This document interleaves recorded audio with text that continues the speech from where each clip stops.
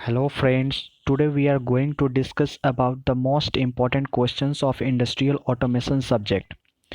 This question is visible on your screen, so let's discuss this question. That question is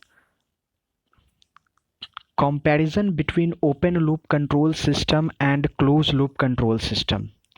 This question is asked by the SBTE board in all previous year examinations. So let's discuss. Comparison between open loop control system and closed loop control system. तो left hand side में आपका open loop control system है और right hand side जो है मेरा आपका close loop control system है। तो फर्स्ट डिफरेंस देखते हैं, तो ओपन लूप में देखते हैं। तो जो कंट्रोल एक्शन जो होता है does not depend upon output, ये ठीक है। ओपन लूप कंट्रोल सिस्टम में जो मेरा कंट्रोल एक्शन जो होता है वो डिपेंड नहीं करता है आउटपुट पे, but in the case of close loop control system control action depend on the output. ठीक है। सेकेंड डिफरेंस देखते हैं, ओपन लूप कंट्रोल सिस्टम जो होता है वो मेरा इजी टू कंस्ट्रक्ट होता है, but in the case of close loop control system ये जो होता है हमारा डिफ़िकल्ट टू कंस्ट्रक्ट होता है।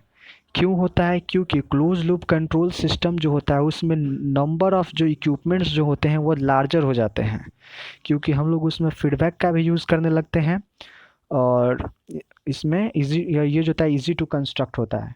ठीक है, इजी टू कंस्ट्रक्ट है। और आता है हम लोग थर्ड डिफरेंस के बारे में कि जो मेरा एरर डिटेक्टर जो होता है इज एब्सेंट, यानी in open loop control system जो एरर डिटेक्टर जो होता है वह मेरा एब्सेंट होता है, but in close loop control system error detector जो होता है मेरा प्रेजेंट होता है।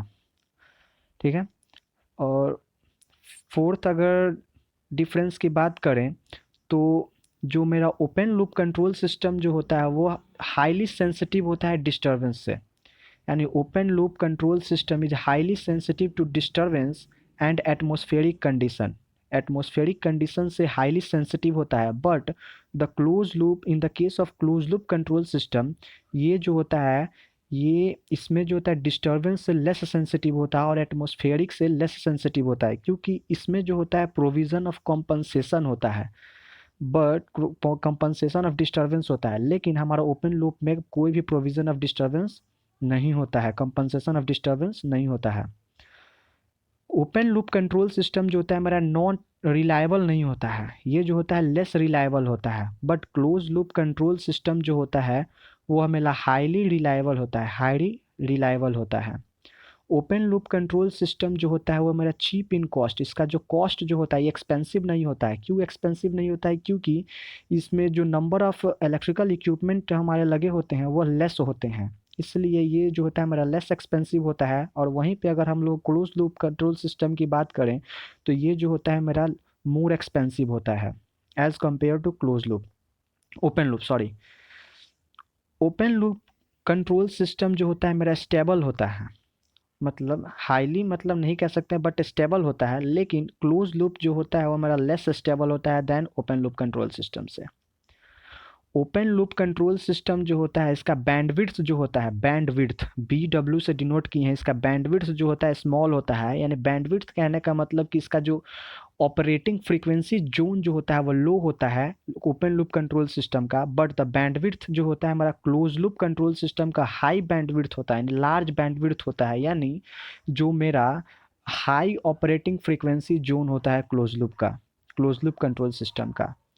ओपन लूप कंट्रोल सिस्टम जो होता है लेस एक्यूरेट होता है, इसका एक्यूरेसी जो होता है वो लेस होता है, but in the case of close loop control system, close loop control system जो एक्यूरेसी जो होता है इसका हाई होता है, क्योंकि इसमें हम लोग फीडबैक का यूज़ करते हैं, इसमें हम लोग एरर डिटेक्टर के साथ फीडबैक का यूज़ करते हैं, जिससे कि इसका एक्यूरेसी जो होता है वो हाई होता है और हम लोग को जो आउटपुट जो होता है मेरा डिज़ायरेबल आउटपुट इसमें क्या होता है हमको ऑब्टेन्ड होता है।